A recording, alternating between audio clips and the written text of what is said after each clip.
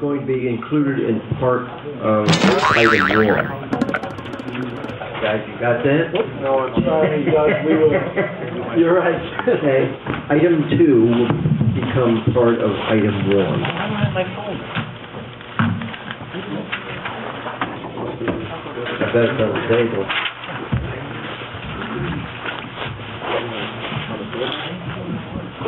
Okay, just 1 minute while we get our information.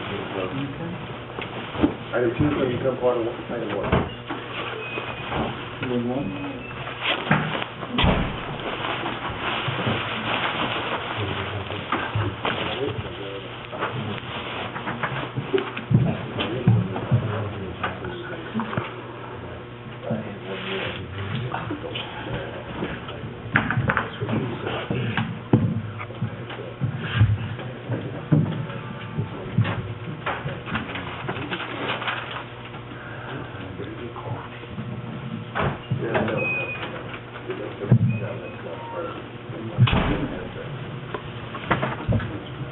Okay, and then one other modification is under executive session, item 4, potential property sale. Doug, I also need to add 3 items of litigation in executive session. Turry, Axer, Maplewood. So we just put those 3, there's 2 then. Okay, Turry, Maplewood. Okay, Yeah. so it'll be 5 and 6. Mm-hmm. Okay. Any other amendments or changes to the agenda?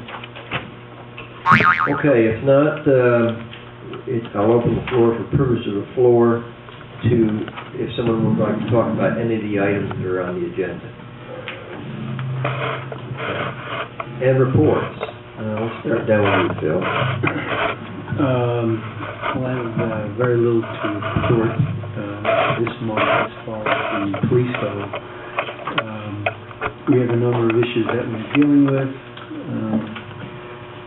We just had an audit that was recently completed of some of the areas in the police department, but the results, as well as being audited for the rest of the town, so we don't have any results at this particular point. So I'll waive my report. Okay. George? Okay, starting out with the JRC, the Joint Rec Report is as follows. Adult Zumba classes continue on Tuesdays and Thursdays from 6:30 to 7:30. Drama Kids is held on Tuesday evenings at the Senior Center. And adult volleyball is held every Thursday from 7:45 to 10 at the middle school. Registration is ongoing. If you need further information, you can go to the website, goshennewyork.info, or the phone number, which is 294-1558. Then we move on to my second part of the report, which is the assessor's office. The assessor's office is I have been duly appointed as the liaison to the assessor since we now have a contract with the county.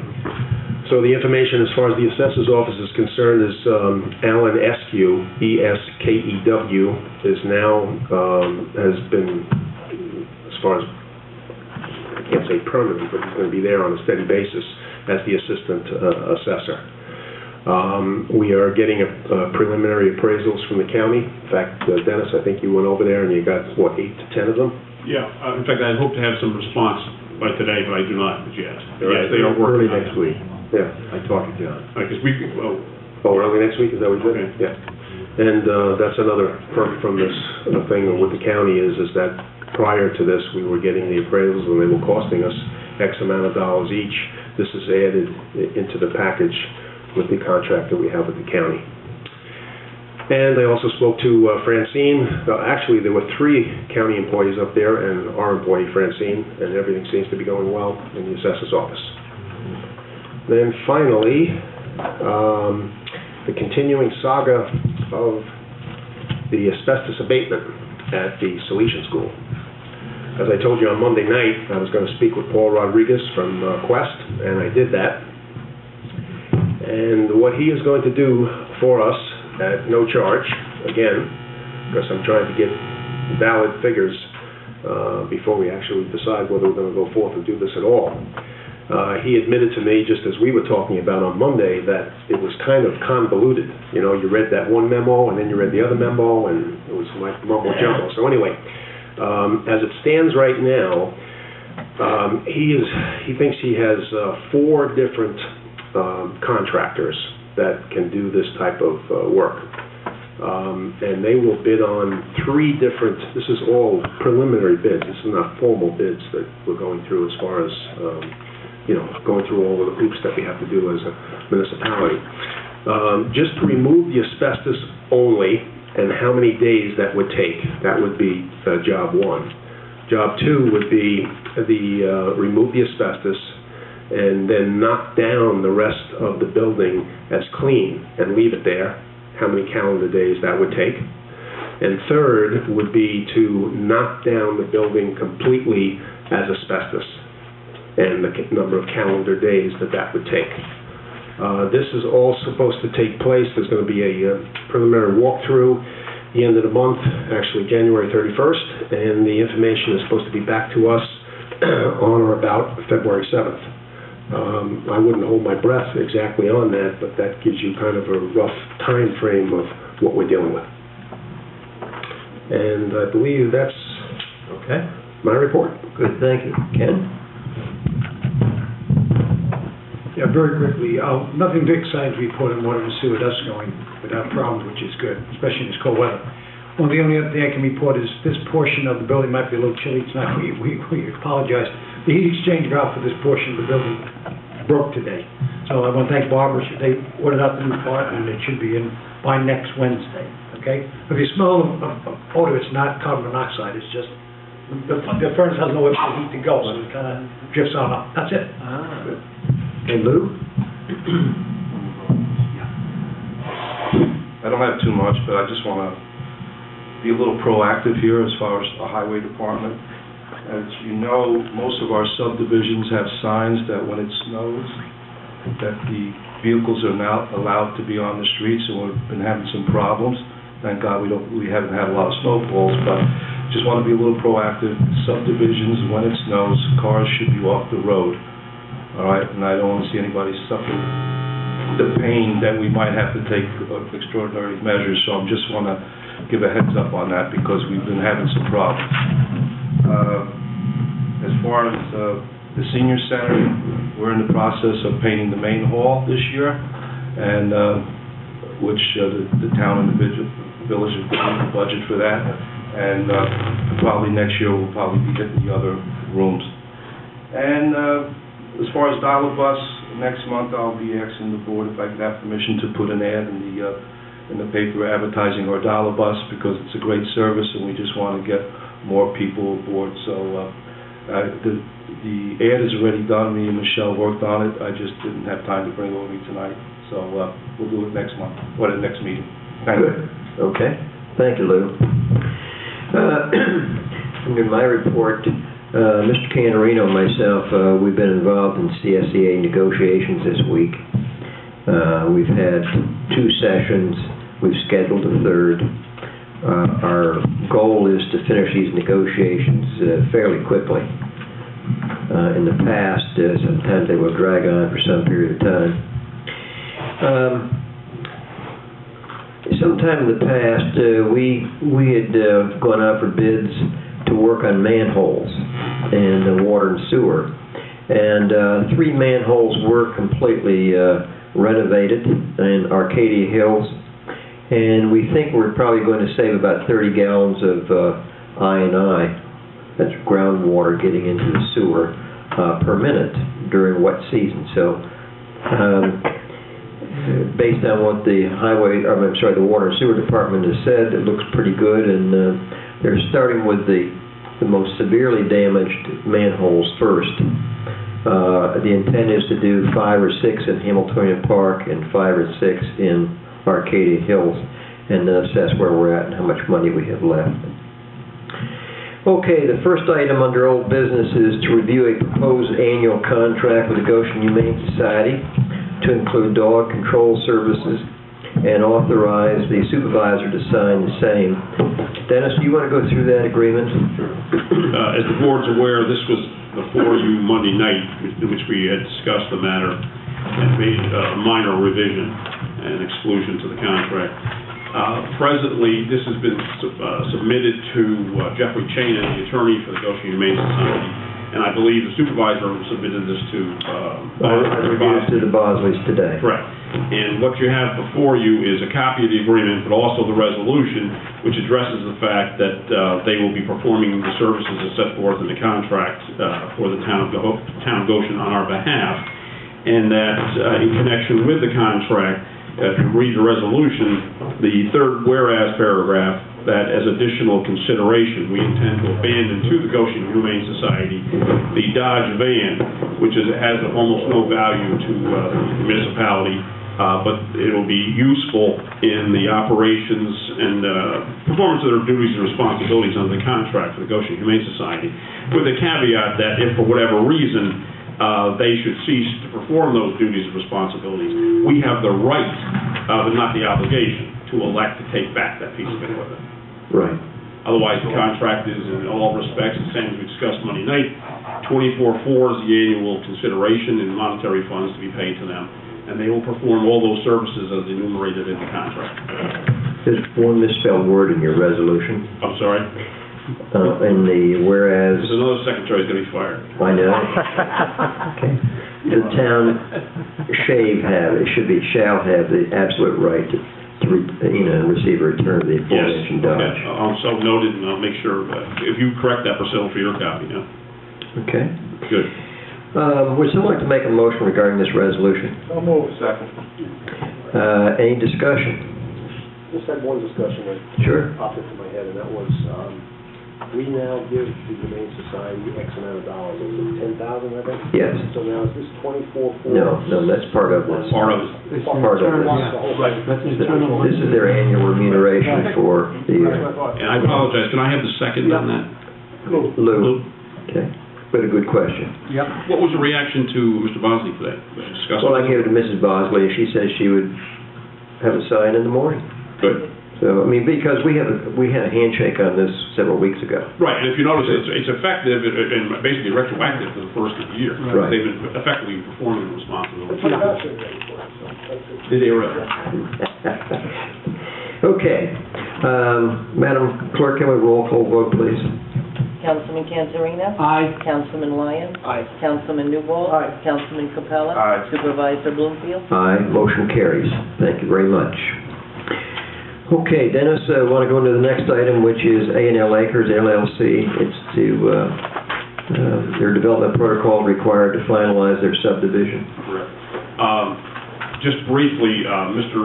Steve Esposito is here tonight, and I believe principal of the corporation is also here, so I assume they'll make some factual presentation or overview for you as to what they did in front of the planning board. But suffice it to say that what we have presently is the applicant has complied with all the requirements of our planning board with regards to phase 1 of this particular project. And in that connection, certain of the conditions involved in that planning board approval for the project involve dedication to the town to us, if you will, of a strip of land along Houston Road, a drainage easement, and a number of other documents are being presented to us, such as offers of dedication, etc., but we're not accepting them at this time, because as you know, the road is not complete, and also the establishment of a bond. So what you're going to be acting on tonight is things which the planning board requires, which again is a dedication of a strip of land, the establishment of a bond for road purposes, maintenance and performance, and I believe that's it. The other documents I'll tick off for you later on. Are we gonna do this with a resolution, or is it just Well, we can do it with a resolution, which I will give to you. fine, okay, very good. Right, Okay. and I would request, as I did with Mr. Esposito today, and or his principals, if you would, just give the board an overview of the project, just so you're familiar with it. Sure. Because I'll be honest with you, I apologize, I went over the maps today with our planning department, et cetera, Right. and it is a little confusing, at least it was to me.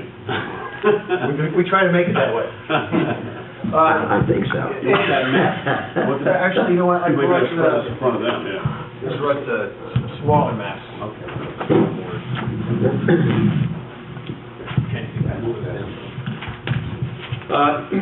A&L Acres is a cluster plan that's been before the board. We've been here before on other matters. You're familiar with it. It's located at 17A Houston Road. With the final approval, it also included 3 phases. And we're looking right now, we've received conditional final approval on the whole thing, and we're looking to file phase 1. The roads have been approved to a point. Actually, A&L is building a house out there right now for a client, and we're looking to file with that map to create those tax lots. And what's before you tonight is as part of this process is this is one of the old deeds that go to the center line of the road. So this portion goes to Houston Road. So we're dedicating a 30-foot strip, for maintenance purposes along Houston. We're also this is a cluster plan, so we're required by code to provide up to 50% open space.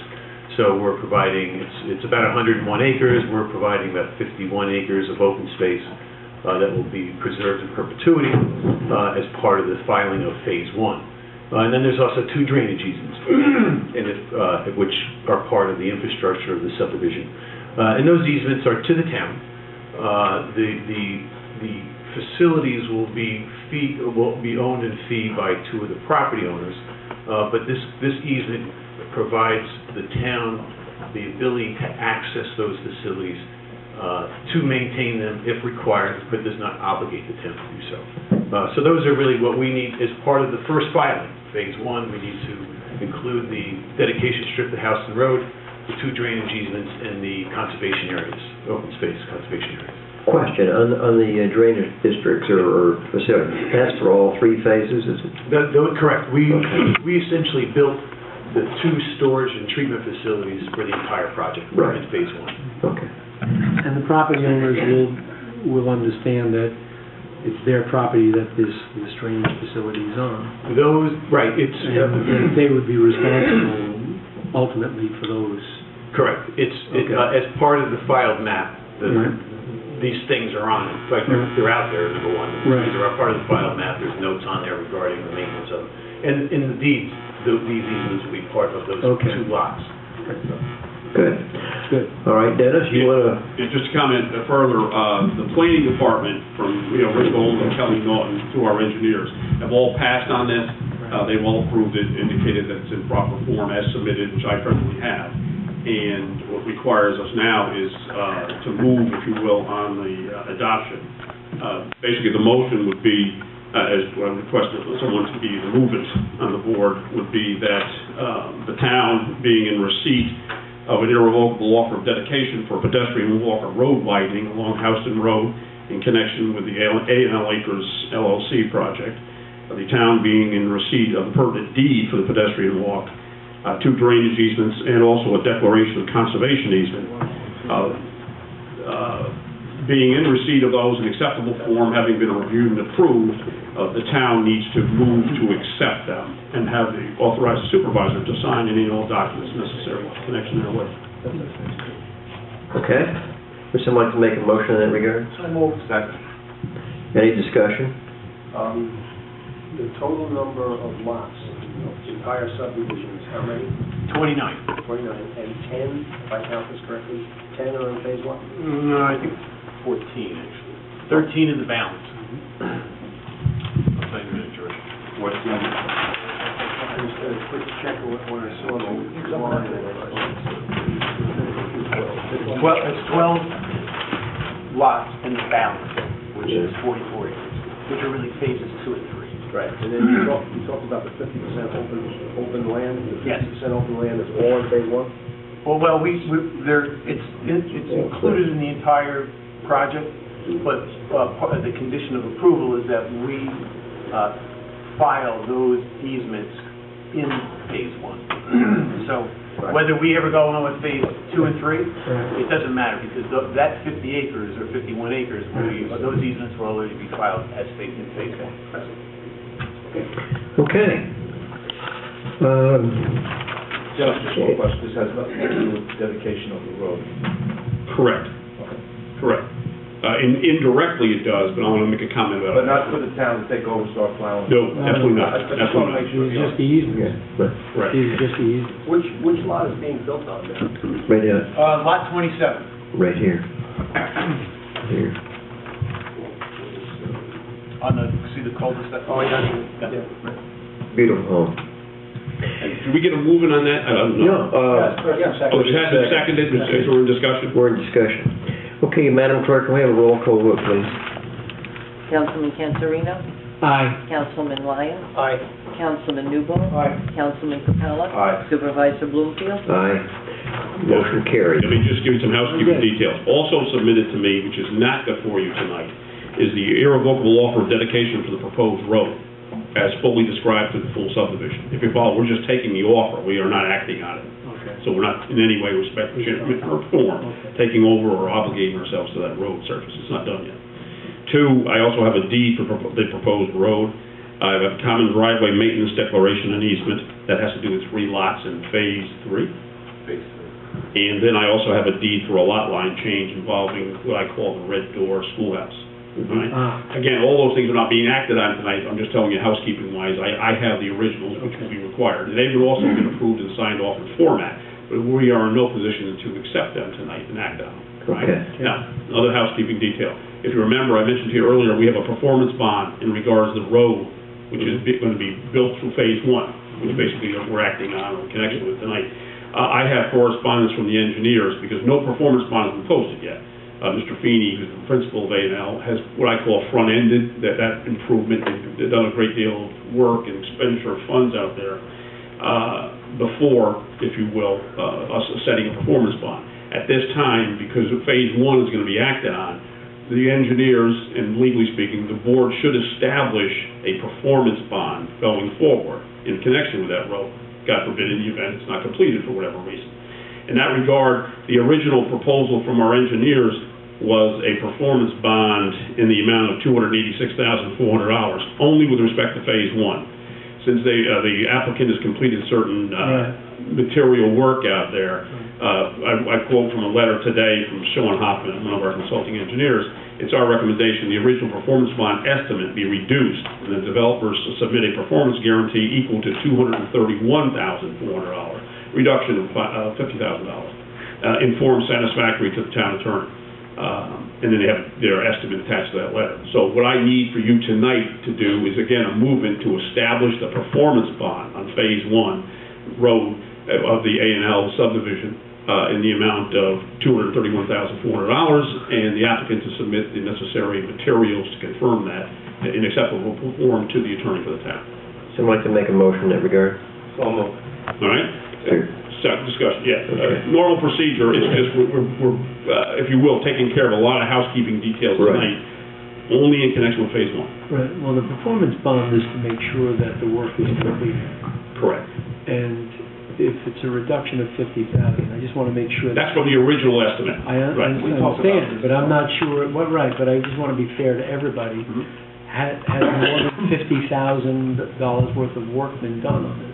Because we may still be requiring a bond that's in excess of what we really need. Right. And I want to make sure that... Mr. Feeney, do you have the answer? The original estimate is $1.2 million. About $1 million worth of work has been put into it, so the remaining value is the $231,400. Right. So answer to your question, yes. And just time-wise, the original $281,400 was, as part of the process, that first gets presented to the planning board. The planning board approved that amount in the December meeting. Since then, we completed the large bridge, and got the reduction of $50,000. Well, that's why I'm saying, is it enough reduction? Is it a reasonable reduction for the amount of work that you have done? The remaining balance is a number that's predetermined on a schedule of values. Okay. That should satisfy the town's requirement if in fact they don't finish the road. Fine. And fine. just so the board is aware, the engineer is certified that it does. Good. So it's more than adequate. And this is what my comment earlier about them front-ending it. The planning board had initially established, as indicated, a bond perhaps in excess of $1 million. Right. Because of the work they did. Right. Reduced accordingly, and now that we're at the stage where we need to establish and accept the performance bond, we are at this particular number. I just want to make sure we're not asking for in excess of what we need to finish the road. Yeah. Because, okay, good. Okay. Fair. Okay. George? Yeah, if I could just, I just want to get this straight in my mind as far as the road that's going to be eventually dedicated to the town. Starts at Houston and then goes continue here. Now, the first question I had was, is that actually, it looks like it's almost like a cul-de-sac, but does the road go into the right? Good, very nice, Right here, though? No, that's going up, that's not being built here. This is a bigger map. This is a larger map. It's already done. Yes, right down there. Right here, Right. But is it eventually, will there be a road sticking in this way and this way? Yes, it'll be coming around like this. Oh, okay, so it's going to be a circle eventually? There's a big loop, it's gonna be, there's gonna be a loop. So what we're doing is we're doing the main spur now, right? And then this is a cul-de-sac that's Right. off the loop. So Right. so eventually when you come here, you could go right or left, or go back or loop back around again. And you see down where that creek is, that's where that bridge was put in. Mr. Feeney was talking about. Yeah. Yeah, it was confusing to me that I saw just two endings with not a cul-de-sac or anything. Right. And I was just wondering what was going to transpire. Okay, I got it. Okay. Any other discussion or questions? Okay, Madam Clerk, can we have a roll call vote, please? Councilman Cantorino? Aye. Councilman Lyons? Aye. Councilman Newble? Aye. Councilman Capella? Aye. Supervisor Bloomfield? Aye. Motion carries. Thank you very much. Thank you very much. Yes. I'd just like to let the board know that a while back, the supervisor was contacted by the Daughters of the American Revolution, Yes. a little schoolhouse. Yes. And I'd like to say that the Feeneys, at the request of them, is gratuitously giving them some land, so now they'll own the land that their outhouses on. The lot line change will be part of the first filing, so. You know, in that regard, Yeah. again, I hold Mr. Feeney and his corporation in very high regard. Yes. Because when the Daughters of the American Revolution asked the question, I called Mr. Feeney. He said, well, let's set up a meeting and let's get on with it. So he did. And it's done. So that's something that, for a very, very historic piece of history, property in the town of Goshen. So thank you very much on behalf of the citizens. Yeah. Good deal. We're all aware of that. Good, very good. One other question, I guess for Al, is when do you expect to have the CO for lot 27? About a month and a half. Oh, I see, and you have, that house is already sold? Yes. Yeah, it's a pretty place. Okay. The next item is a review a proposed contract with Nugent and Hausler PC to audit the Goshen Department of Public Works at a cost not to exceed $3,400 and authorize the supervisor to sign the same. This is the same document that I presented probably 2 meetings ago. Phil, who is the Commissioner of Finance, and myself went through this, and we think this is a fair estimate of what it is we want done. So, I'll move this. I'll second the motion. okay, any discussion? All in favor, say aye. Aye. Motion carries. Okay. The next one is continued discussions regarding the town of Goshen tow policy. And Dennis, could you lead us through what you know on this? Sure. Yeah, as the board's aware, we've had a number of discussions and actions taken with regards to the existing towing policy in the town of Goshen, which was amended, I believe it was December of 2012, last month, effective January 1. Ongoing submissions, information, both from the applicants, let's call them, groups, people, attorneys, etc. And I'm at the position now where, in response to some of the comments of Monday night, I've reviewed any number of towing policies in close to 20 municipalities in Orange County, didn't go outside.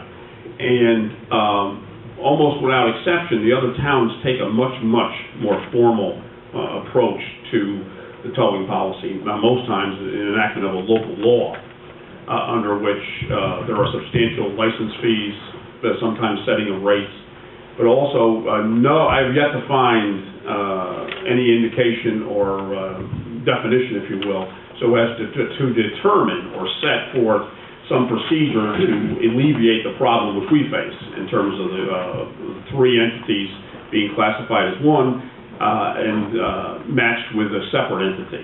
So I'm almost of the opinion, and I've mentioned this to some of the board members, that I would recommend that either the town of Goshen proceed without a policy and open it up to public, if you will, a recognized towing list of licensed facilities, be it immediate vicinity, which would be made available to our police department, or alternatively keep in place what you have at present until such time as we can study it at length or more greater detail. So apparently, from my perspective, it may take more time to respond to some of the complainants' concerns and criticisms, and to make it what I always had hoped it to be, a more fair system. Okay, any comments from the board on that? I'll jump in. Initially, I really thought what we were trying to do here and accomplishing was making it more fair and making it more equitable for everybody. Apparently, that did not happen. It seems the more we do on this particular issue, the more it becomes convoluted and more becomes involved. And I think I have been a proponent all along of the government that functions best is the government that functions least. Before we get into this deeper and deeper, it just seems like there's going to be another problem, and then another problem, and another problem after that. However, I think now, I just got another letter from another attorney tonight, which I'm trying to digest, to add a little bit of levity here. We have Mr. Adamus naming two other professionals, is the secondary LLC or incorporation, and Goshen Hookers Towing. That's a pretty interesting thing there. So, the plot just continues to thicken and thicken and thicken. So, I guess at this particular point, I'm not ready to make a decision tonight. However, I could see myself going all the way from saying, listen, here's the list. The police officer, the accident happens, here's the list. There's 4, 5, 10, 20, whatever names are on there at that particular time. You pick whatever one you want. If there's a catastrophe, something that has to happen where it has to be cleared right away, the police officer would have the authority to make the decision at that particular time and go with who's ever quickest or available or whatever. That's one part of it. All the way to, that's the first I heard of this thing, that there are actual jurisdictions that have local laws and start assessing fees and becoming, more involved in that.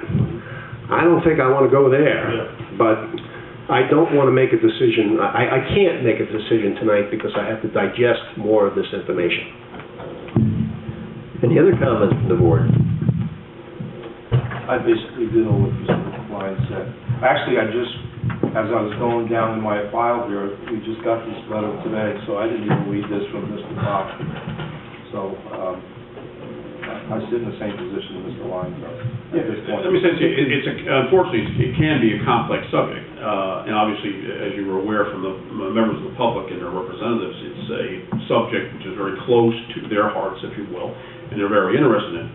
The town actually is interested from a qualification, safety aspect to police, if you will, in a generic term, accidents and remove, God forbid, debris, et cetera, for the public safety aspect.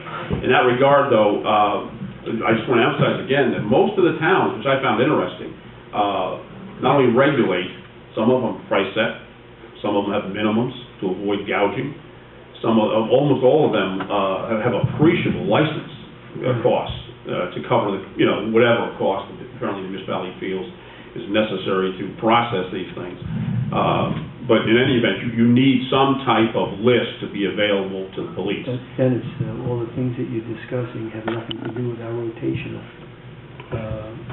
list, and that's what we're wrestling with, is the rotation. But it does, because it's a question of whether you recognize just town. No, I'm going to answer. Oh, okay. And all of these that you discussed, is there any kind of set policy for rotation? Yes. Did you get into that? Oh, yeah. So maybe we need to discuss that more in depth to find out what they do across the board, and if we really want to adopt any rotation. Yeah, possibly. We have a predicament in Goshen because of the 9/11 system. We are not capable, apparently, it was told to me by the police, et cetera, to do it on an incident basis. Oh, yeah, right. So you've got those issues, yeah. But yeah, there's any number of facets to this, So we need to. which I believe the board needs to look at in deeper detail. Yeah, exactly. That's the key right there. Well, I guess my comments are kind of like George's as well. Maybe perhaps less government means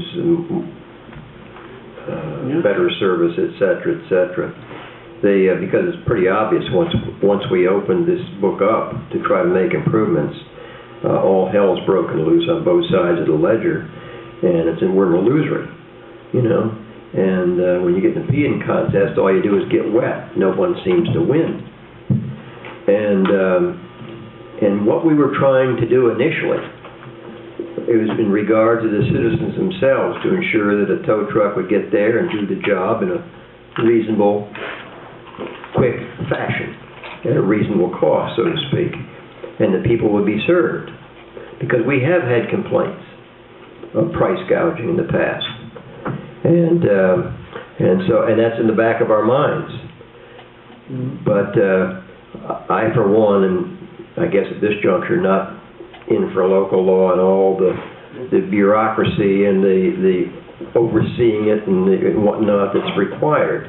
But that being said, I'm not in a position to make a decision on that again this evening as well. Ken, you got any comments? Yeah, just very quick. I had a chance to talk to Councilman Lyons before this meeting this afternoon, just informally, and I agree with George. Just want to remind the board, we asked the police chief, I bet you 6 or 7 years ago, to come up with a solution for this. Now, there's the minutes out in the field every day, and he never came back to us, so I'm with the board. There's going to be Mr. Lipton, kind of surprised me also. I'm Mr. Bach, kind of surprised me too, so. I really don't see a good decision. Now, what we do on this board, someone's going to walk out here very, very upset. But I would like to move this along as quickly as possible. You know, it's been years, so I don't want to see this off for 2 or 3 or 4 months. How long are you talking, Dennis, to pull something together you think we can get in a discussion on? I would certainly by your next meeting, because although it's the resolutions, not the discussion. We've had the discussion. Right. We've been having the discussion. I agree with that. It's going to be tough because there's no Solomon-esque resolution. We did not have the benefit of your canvassing all these other municipalities, and that kind of would say to me that we really have to listen to what you no, I don't disagree with you. found out, and then make a decision and move on this thing. Correct. Well, and the moving may be that no policy at all. Yeah, very possibly. And in fact, you can have a minimal policy along the lines of, as long as it's a licensed, recognized New York State facility, there'd be a master list. If, again, the owner of the scene, if cognizant, God willing, has the right to select his own.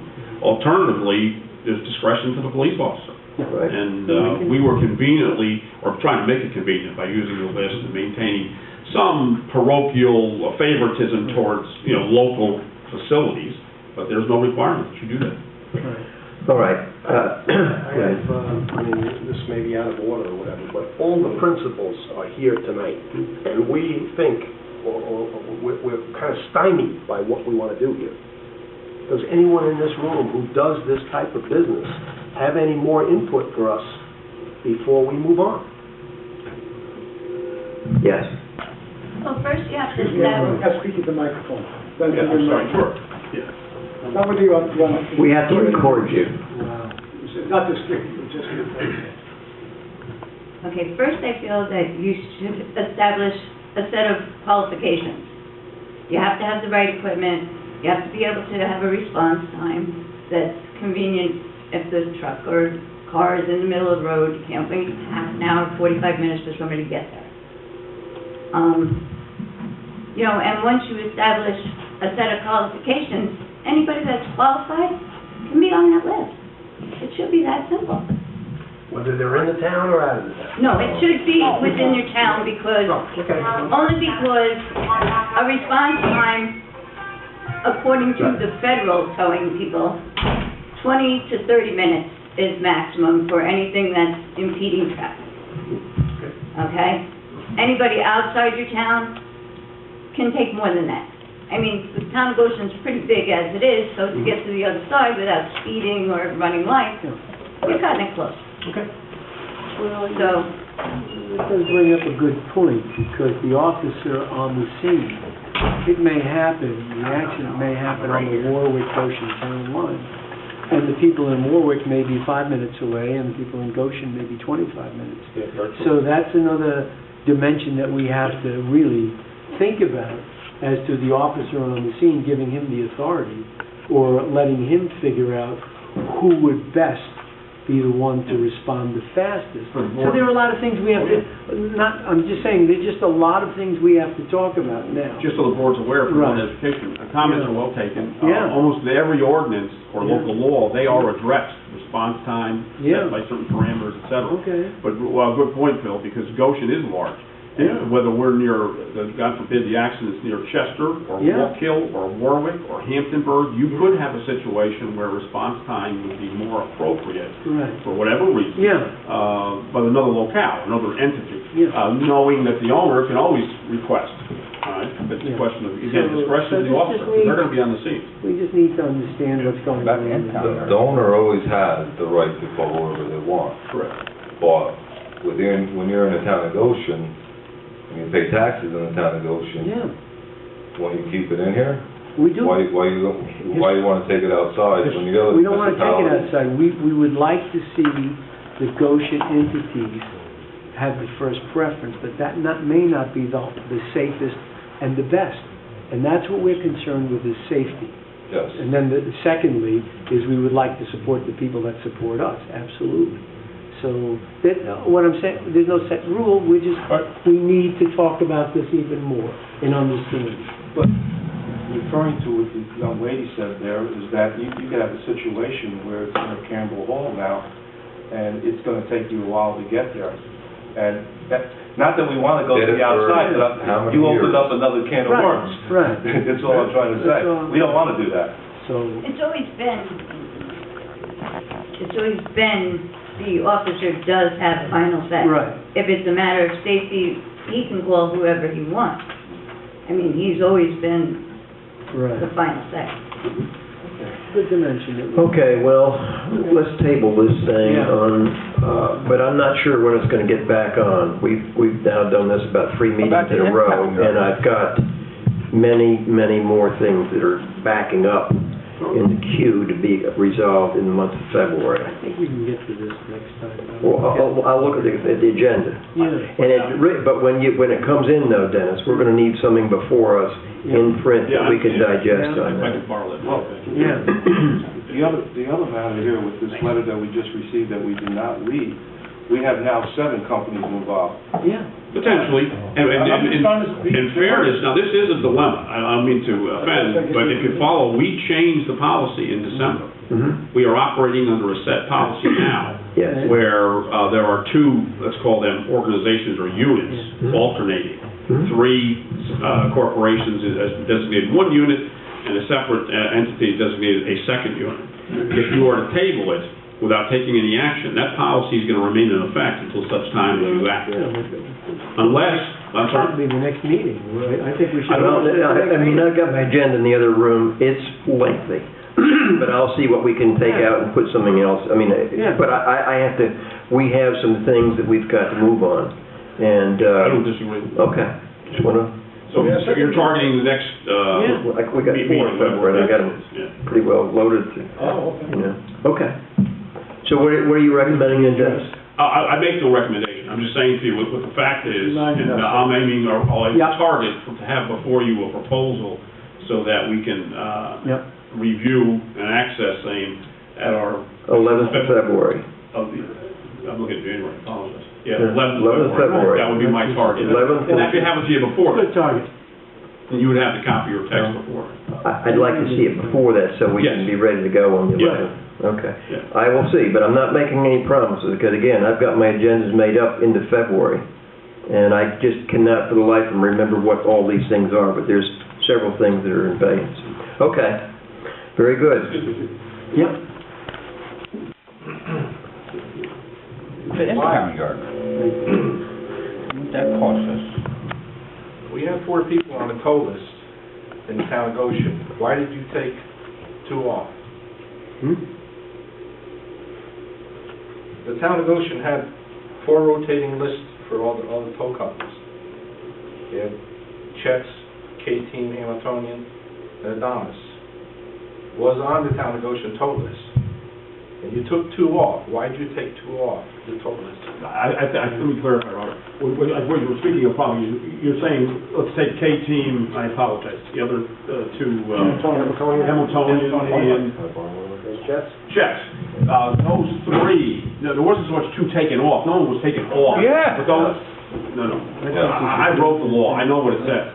The law says that those 3 are counted as one entity. No one was taken off. When the call would be made, Chet or Hamiltonian or the third one, and I apologize, I can't remember the name, was considered one. It was a question of what arbitrary selection the particular officer made of that entity, those 3 together. So they were taken off. They were lumped together as one. When I called Sergeant Faust, he told me that was way too confusing for 911. So what they did was they eliminated it, and I can give you a copy of their schedule. It says Chet Adonis. Okay. The other 2 do not exist. Okay, if that's what happened, that has nothing to do with Town of Goshen. That was 9/11. That has nothing whatsoever to do with Town of Goshen. No, it was the town police gave them that list because that was too confusing for them. Well, it could have been a lot of things confusing for our police. You know what, we don't need to go into this. We're going to address this as a board. Yeah, but I think in fairness, because, well, again, up to the board. Yeah, you want to take input, but we will address this whole thing. I think we understand the Or concerns. Mr. Adamas wanted to. Okay. In reference to answering Bob's question, the reason why this was brought up is because when a Chet's Day came up, a Hamiltonian truck or a K-Team truck would show up on that day. And on January 7th on YouTube, Mr. Lippman sat there and looked at all 3 of them and said, does this still continue? And they all turned around and said, no, it doesn't anymore. It is on YouTube, it is recorded. So they were sending trucks on alternate days that the company wasn't supposed to be called. I called Alan Faust those days, I said, it's a Chet's Day, a Hamiltonian truck is on the scene right now. He said, Louis, I will make note of it and we'll bring it to the board. So that's how it originally came to be, that he was sending out any company truck regardless of what day was supposed to be. That's how it came about.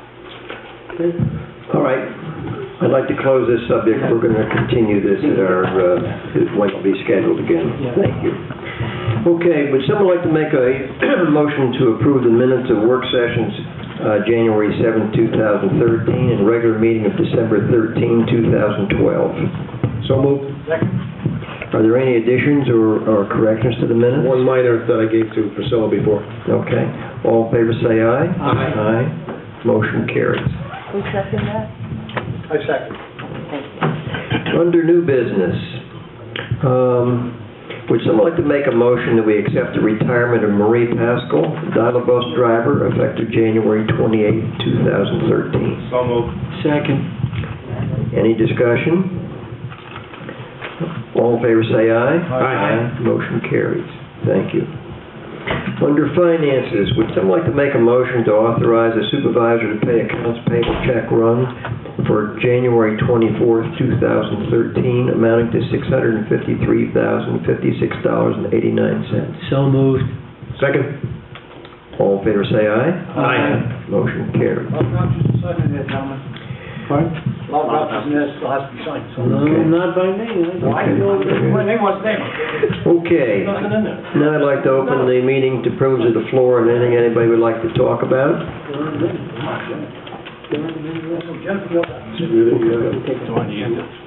Yes?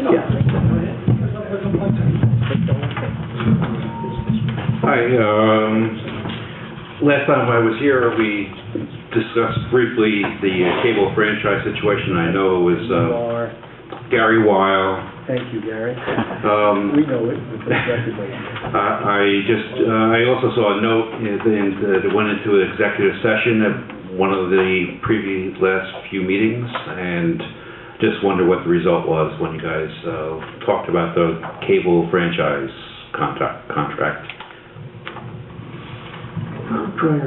My discussion was that it started off with Time Warner customers in the town of Goshen are paying a franchise fee, an indirect tax, which is being passed on to the people who have Time Warner, and it's not occurring for people who have the same services under Frontier or any other vendor that they have. Yeah. No, accurate. Time Warner believes that is a fair system. If your board remembers, it was referred to me, and we're still in the process. As you can tell by the agenda and the agendas we've been going on, we have not gotten to it. Right. Simply put, we've got, as you said, pretty much on our plate.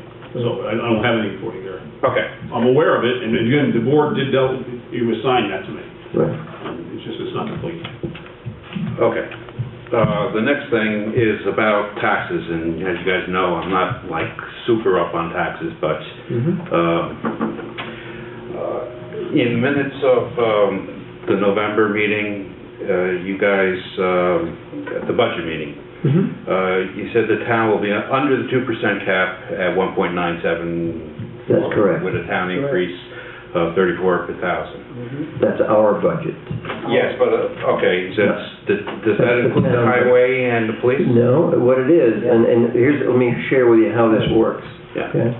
The town budget has all these line items, things that we are responsible for. Highway, police, clerks.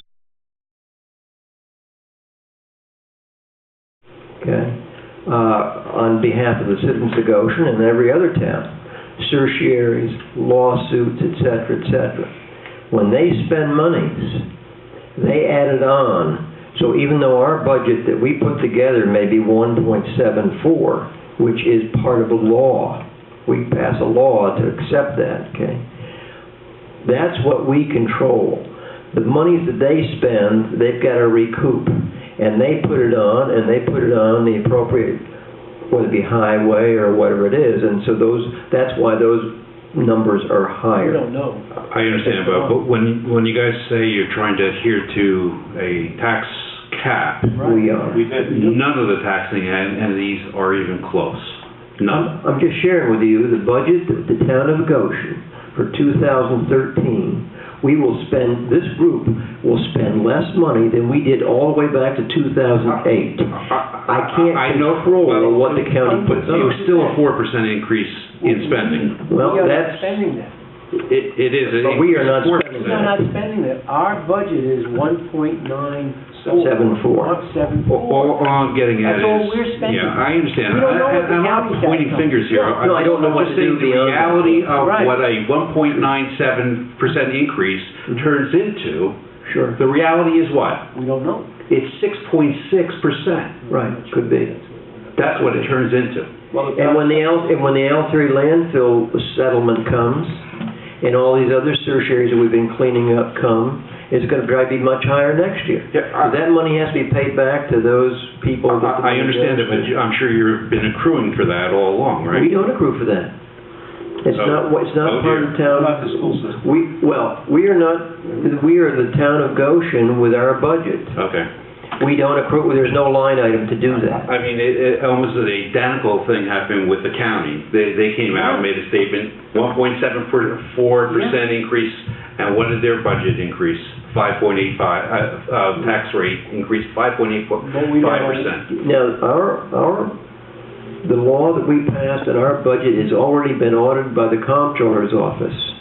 I mean, all I can say is this is what we control, I don't... All I can say is that when you guys are coming up with a number and saying that we're coming under the tax cap, right, the communication of what it really means to the citizen has to come along with this. I don't know that. I don't know that until the tax bill comes out. They may not add anything. We have no idea what they're going to do. In this particular case, across the board, every taxing entity that does some kind of services within the Goshen borders increased by more than 6%, a total In fact, Goshen's was the third largest increase in the whole county. And it was 4 point something, that's the paper. 6.6 right here off of the county Well, I'm going by what I presentation. read in the paper. Yeah, from what I read in my tax bill. But it doesn't matter, because we have no control over those knobs. The county, it could be, we don't know. We do our I budget. get what you're saying, I get what you're saying. You know, unfortunately, and I think we have to go back to the comptroller's office in the legislature, when they passed this legislation, it was very specific, what they said to do, and that's what we were doing. And so, if you take this board, we're the stewards of a certain budget, of certain line items, we do that to the best of our knowledge and our abilities. Now, when someone's over in those courts spending money, they don't report to us, they don't tell us what they're spending, but when they accumulate all those dollars at the end of the year, they've got to collect them on behalf of the citizens of Goshen, because it is for the citizens of Goshen, and that's where it ends up. Now, I agree with you, I mean, I pay taxes here too, but I don't know how to fix it. All I can say is that, you know, I mean, it looks like, when you guys say we're raising your taxes by $34 on $300,000. That's what we did. The reality of the situation is far more in the end. Well, you know,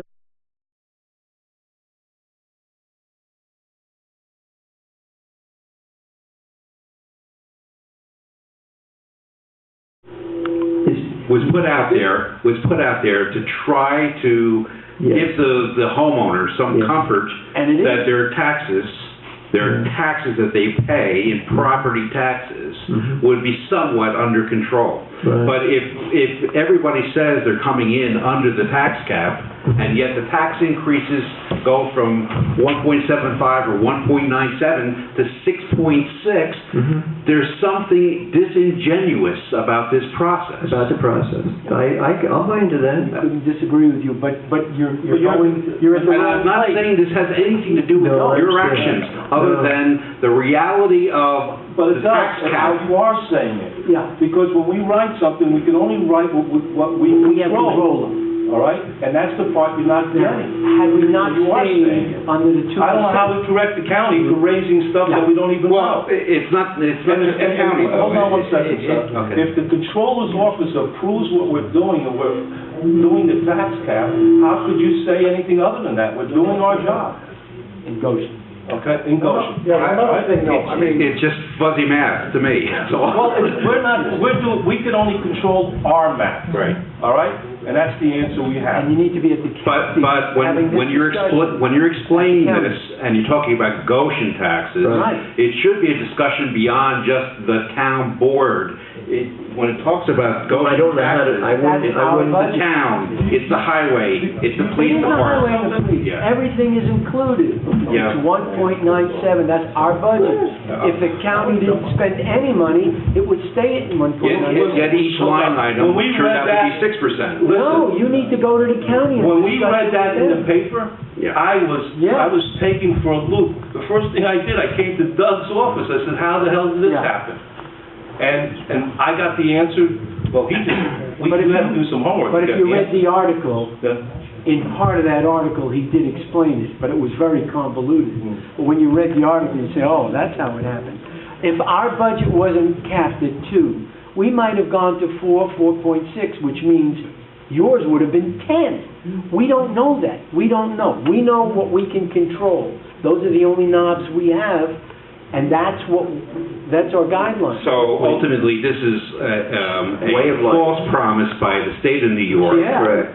that Absolutely. will not occur, that 2% is not a reality. Well, let me share with what the real world is. You're right. What you said is correct. Absolutely. Now, we've got on the executive session tonight to talk about the Altieri landfill litigation, millions of dollars, okay? Now, right now, the assessing group, it's all being done over in the county. The assessing group can be anywhere. It can be in the town of Goshen. It used to be in the village of Goshen. Now it's in the county. So when people in the business you're in use, whether it be a SCAR or whatever it is, you challenge the assessment, okay? When that money is paid back by the county to that landowner, it's got to come back out of in the tax increase for the people in Goshen. And that goes on a continuum. And in the case of the L3 landfill, it goes back to 1998, when this is all going to be settled, and hopefully it'll be settled pretty soon. That's millions of dollars, by the way, in that one. We're going to see that next year collected by the county over maybe a 5-year period of time. The legal fees that we're responsible for are in the budget. They're in the budget. We spent $500,000. We spent $500,000. Thus, maybe we should be settling these things quicker. We tried, with the L3 landfill. You know, something we would have settled, the school would have been in for a big surprise. Wow. Yeah, I understand. You would have been paying about $4 million more than you're paying now. Comment like that. Okay, well, nonetheless, you're saying we're not covered, we're not covered, we're gonna get buried by it. But we do understand it's our frustration too, because we have no control. And one last comment, You can tell that we're since we have done away with a full-time assessor, and now abrogated the care of the role to the county, Yes. we have lost our personal... No. First of all, it can be done anywhere because it's on a computer for the most part. When we went to the county, as did Chester and Deer Park and others, the state of New York Real Property Tax Group did a study and said they want to get the variability.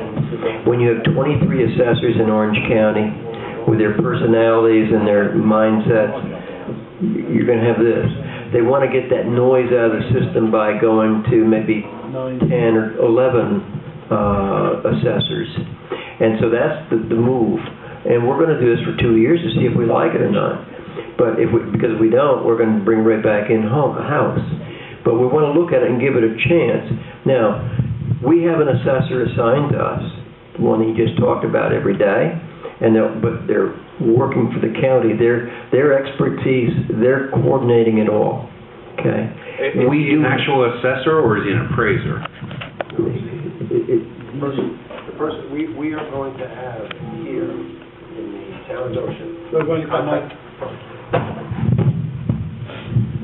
We're going to have here in the town of Goshen an assessor, right, who's a person. Then we're going to have an assistant assessor, who I named tonight, and then a data collector, and we still have our one full-time clerk up there. Plus, the Board of Review stays exactly the same. There's no, I don't see, as Doug said, it is a test. I mean, we have a 2-year contract.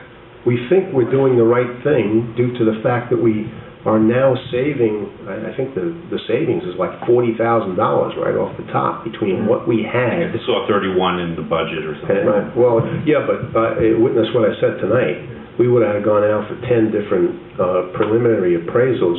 Would have cost us $1,000 a piece, or thereabouts. That was all picked up by that's part and parcel of the whole thing, and that's going to continue on. So I see great value with that, but I don't see it as losing control at all.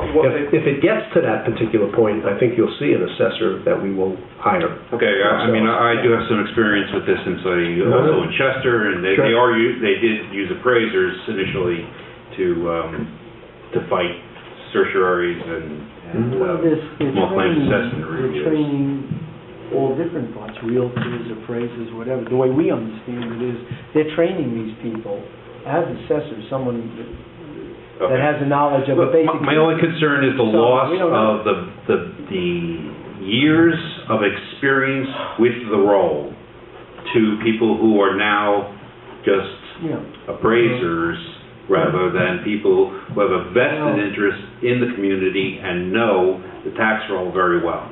And so that would be something I'd be watching. Appraisers, he's training assessors. Where he gets them from the appraisal unit, the real estate unit, someone that's familiar, but they're not just sending plain appraisals. I didn't mean to turn this into assessors meeting. No, it's very important. It's important to us too. So far it's working out fine in Chester, by the way. You know, this goes right back. See, this is one of those things, we talk about the 2% tax cap. You could have started that. Yeah. You know, when you're talking about a 2% tax cap, how do we get there? We've got to look at every rock and turn under it and see whether there's a possibility. That's one of these items. and if it doesn't work out in 2 years, then we're gonna bring it back in. Right. Okay? You know, the reason why I brought it up in the first place, Sure. again, the number, the idea of a cap, the idea of keeping taxes under control and below, and the people feel that they're supposed to, well, the intent was to try to control property taxes to a number. Right. And that is not occurring. I mean, you know, in total. It is not. Okay. So just one thing, Occurring here. just to make sure that our budget was at 1.79, I have to submit a... 1.974. Okay, Councilman Caterino and Mr. Bloomfield, at 5 o'clock in the evening, was talking to controllers of the New York State, our budget, checking their budget before they asked this board to vote for that. Yeah, it just, how it goes from that number to the other number is what we're having a difficult time understanding. No, I think we explained it. I don't care for it either. And you know what? The whole system in New York is so convoluted, and 1 and 1 is not 2, I'm sorry to say. But each municipality has to pay its own freight. And unfortunately, tax surcharges and SCARs, people challenge, and when they go to the court, they're going to get something. That's just the way it is. And this thing with the L3 landfill, we spent over I think it's $550,000. That's part of our budget to defend the roll. So that's paid for here in our 2%. But the outcome, which is yet to be negotiated, and it's being done now, I guess, we're going to talk about it tonight, that's going to end up in that other part we're talking about. So next year, we'll have the same problem again. I have a minor suggestion you might want to take a look at. Sure. SCARs are filed. Right. The assessor gets their hand on whatever quantity there is. There's a total number that of dollars that are being challenged, and so you would have some idea, worst case scenario, and you might go halfway and say, well, these are settled at halfway. But it's not a budget item. It's not a budget item. That's the problem. It's not a budget. We don't have a line It's item. a revenue item, right? It cuts into the revenues. I'm just sharing way it's set up. Anyway. Yeah, I mean, just so you understand, again, for the public's edification, on those tax surcharges, agreed, it's not a budget item. The county advances the monies. The county then back charges us. That's why when you set the cap at whatever level and stay below it, when the county back charges or surcharges back to us, that portion, either on an annual or semi-annual or even a multi-year basis, that's why you're getting these increases. We have no idea.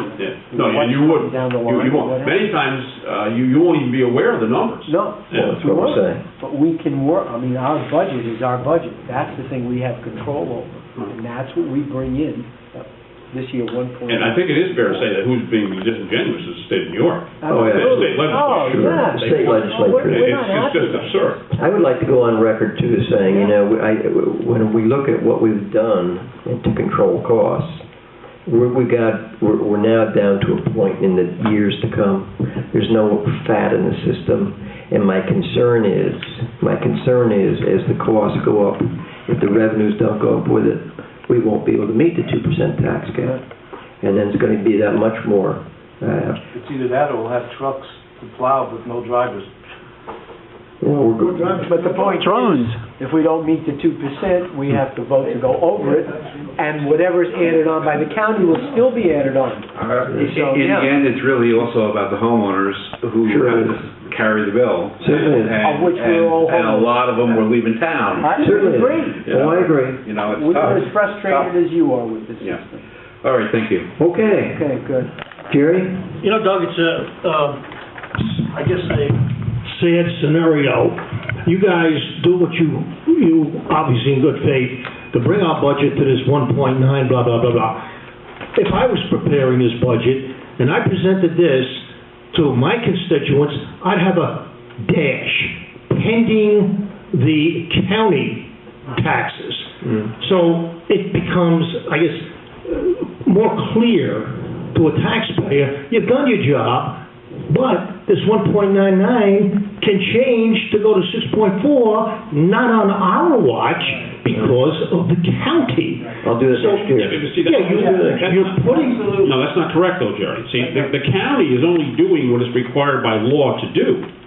Meaning, if we suffer a judgment and a tax cert or a settlement, the county's just arithmetically calculating that. The county's coming to our assistance in advancing the money, but they gotta get it back. It's the county's money, which we in turn are then responsible for refunding. So what I'm saying to you is, the blame should be borne at the state level, but the state legislature has promulgated these laws, which are obfuscate and delay. They're absolutely disingenuous. The tax cap doesn't even include certain pension calculations, as the board is aware. It's a disgrace.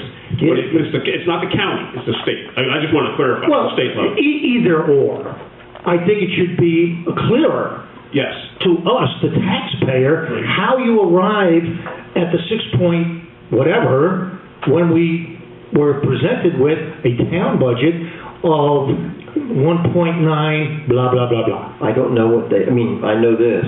I go in great detail about the 9174. Okay. I can show you penny for penny on all 1,000 line items of what we've done to get there, okay? When the tax bill comes out, it's the first I see. The first I see is because when I got my tax bill, I said, what in heaven's name is this? That's when I went and I started doing my homework to find out that the county was, again, Required by the state. was required by state to get the money back and charge us for it. Because what happens, even like in a school, when Altury landfill was in their maximum operation, okay, and they were bringing in gazillions of dollars, the school was spending it, the fire department was spending it, the town was spending it, so forth and so on. The library was spending it. And then all of a sudden it goes to litigation and the judges and whatnot, and everybody said, it wasn't worth all that much, so they were overtaxed. But meantime, the money that was in contest was handed out to the schools, the town, and we were spending it. So they've got to take it. They advanced it on our part, as Dennis was saying. Now they got to get it back. Otherwise, other people in the county would be suffering. It's not a good thing. No. But I think but what I'm going to do next year is I'm not going to put in there, if you own a $300,000 house, fair market value, it's going to be $17 in the village and $34 in the town. Because that's our portion. That's our portion of it, but I have no idea what theirs is going to be. I have no idea what the fire department is going to say. They're a taxing entity. We don't know. Exactly. I mean, they add their tax on. We have no control over that. They give us their budget and say, go collect it. And that's the end. Yeah, but I think there has to be a clarity in all of this for the taxpayer. Sure. And I'm, listen, certainly I know you guys have done your job. You've tried to do it. And then you have a situation that comes where you're wearing the hat because, wait a minute, what happened to the 1.974? Yeah. Why are we at 6 point? Well, I'll tell you why. Just read what we wrote when we were preparing all of our taxes. Yeah. Let's move on. Yeah, but I really believe the state of New York, when they wrote the laws and all that, they knew what was going to happen. They knew, and they are very disingenuous. And the other thing that really galls my soul, last year in 2012, they increased the pension contribution for the police department 70%.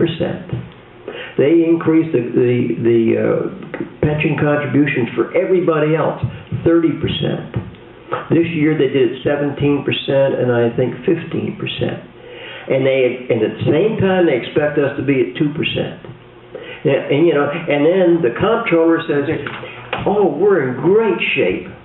Hello, what the hell does great shape mean when you have to tax us? Because that's why you're in great shape. It almost appears, or it does appear, it's taxation without representation. We have people sitting in the legislature telling us what to do. Now they want to seize our guns. You ran around Vietnam with an F-16. Oh, God forbid, Doug Bloomfield, you can't have that kind of gun anymore. We're going to give you 7 bullets. You may even reduce it to 5. Yeah. I'll get off that subject. Okay. What else you got, Jerry? Hey, let's get on a roll. I like this. Didn't we do an audit of the police department back when Chief Marsh? Yeah. Whatever I missed some meetings. Whatever became of that? How did that stretch out? Well, we have the audit. And we did it intentionally because we hadn't done an audit out there in many years. The intent was, when we got a new chief, we were going to give him this audit and say, okay, here's all the discrepancies and here's all the things that need to be improved on. Here's your first assignment. Okay, we have not got a new chief yet, but that's going to be one of the things that's going to happen when that new chief comes in. Is that for public consumption now? No. No. In fact, unfortunately, it's not available because it's town notes. We're also in litigation with our chief. And it has to do with benefits, time, pension, et cetera. Are we any closer to hiring a chief? We think so. Certainly hope so. We really think so. We've been trying for a full year. I mean, we have gone to incredible limits to try to hire a policeman. Can I make one comment? I don't mean to go back, but Jerry's point was well taken. Those tax aspects and the capital, it's a clarity issue. Yes. In fairness, Jerry. Now I know why they pay you these big bucks, Dennis. You run the money, pal. Not only that, but Doug, personally, I know, after the bills came out, fielded any number of calls explaining exactly what you were interested in. And again, you recognize tonight, and I think you reiterate tonight, that it is a clarity issue. And it's good. And maybe you're going to have to put a little memo in that bill next year. That's what I said. I think I'll take your suggestion, saying I don't know what it is, but something else will be added on to it. Certainly, I know next year, because certainly by next year we will have the numbers for the Alteri tertiary settlement, and whether they spread that over 5 years, 2 years, or whatever it is, I don't know. But it's a big number. You know, Doug, I hate to reiterate this, I've done presentations on this. Here we are dealing with the Alteri landfill owners and operators, members of organized crime, associates of organized crime, and many of them went to jail. And we gotta pay these guys? There's something wrong here. Well, we may not pay them. You know. But this fat Tommy, Milo, he's still in the joint up in Connecticut. He doesn't need the money. Well, I guess not, because we'll take care of him. He's at college. He's at college. Yeah, he's going to get a degree in accounting. What else you got, Jerry? Doug, how are we proceeding along, or is the tax certiorari with Mindwall Goshen Court? Is that settled, Dennis? Resolved. It is, so we have no more liability there. Correct, that's resolved. All the years from the 90s all the way through. I would say the town, under this board, has resolved upwards of 80% of the outstanding tax certiorari proceedings, not SCARs. SCARs come yearly, more often, voluminously, if you will. And they're still in the mode of trying to get these resolved. That was also part of the reason why we went to the county system. We think it'll provide us with better information and opportunities to resolve some of these, because as the board knows, that's your lifeblood in the community, and it's also the most important thing to a community outside services. Is, you know, what are we paying for all this stuff in your real property tax bill? And if it's not a fair system, it's a bad system. And we've made great strides. Items that had been lingering for 12 years, 10 it was not a good situation. We brought it all up and have resolved it painfully, but we meet once a week and we go over. But I would like to say this, though. Prior to 2008, December 2008, the plaintiffs in the cases had no interest at all in wanting to resolve their certiorari's, because they were making, 8% per year. So the longer that went on... This is Tory? All of them. Mine rolls all of them. But then all of a sudden, after December 2008, when we had the recession, and then all of a sudden they needed cash, then they came out of the woodwork and wanted to resolve all these. And we've been working on it day and night since. Day and night. And there were some that went back again to 1998. And it's funny, because Phil and I work on this together. He's Commissioner of Finance. I bet we had a dozen meetings with the lawyer for Alteri landfill, and for naught. You know, we tried. Bean and Bean, right? Yeah, Mr. Bean. Yeah. And it was a bust. Well, those attorneys have a vested interest in it continuing. They were making money. Churning. Yeah. So anyway, but that's the answer. Churning, that's piling on. Well, that's You know, Doug, I'll leave you with this. Yes. This towing business. Yes. This thing goes back to Model A's. Yep. Yeah. I went through it when I was in uniform out of Taconic, which was a controlled access highway. Right.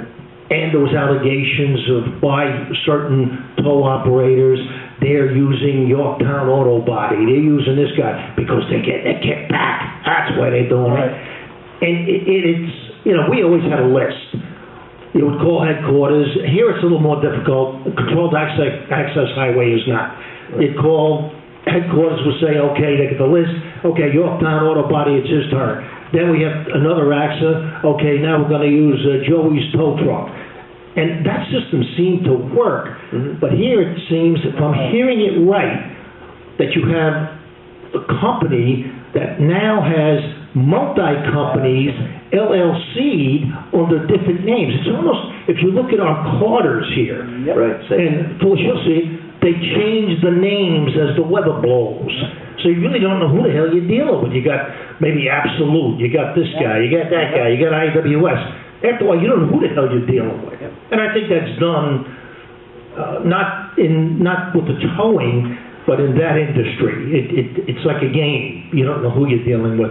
But I agree, this towing thing has got a lot, it's like an octopus, it's got a lot of tentacles to it. Yeah. Good. Thank you. Okay. Oh, and Doug, we'll be over to do group target practicing together. Okay.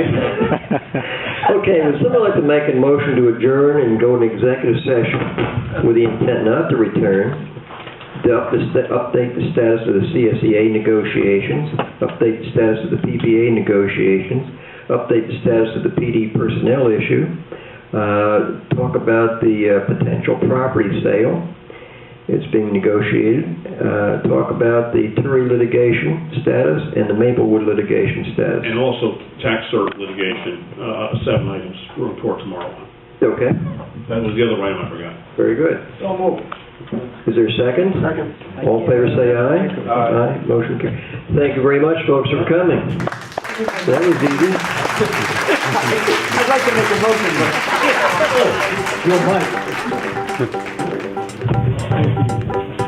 When you get that stand.